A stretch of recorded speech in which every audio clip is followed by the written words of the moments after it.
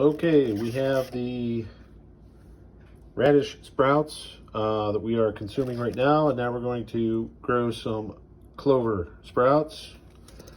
And these are wicked good for you.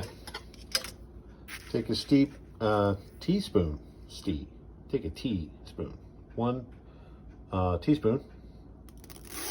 Drop that in your tray.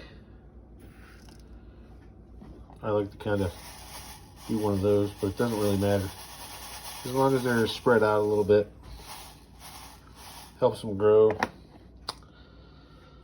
So that's one tray, and then we do, I do 2 trays here.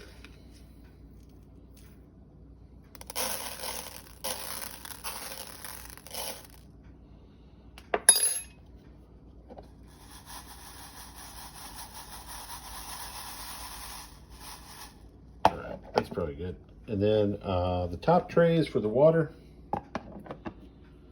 Bam. So we got 2 trays of seeds. The water goes in here and trickles down through the holes, goes down to the next tray, trickles through those holes, then trickles down into this tray, ultimately landing in the empty tray down here to catch all the water. And then you put about 2 cups of water.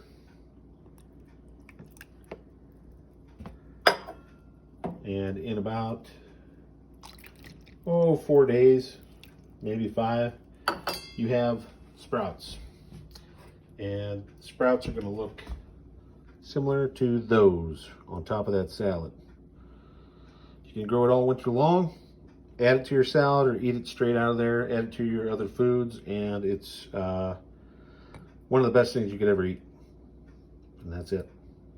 So get growing some sprouts.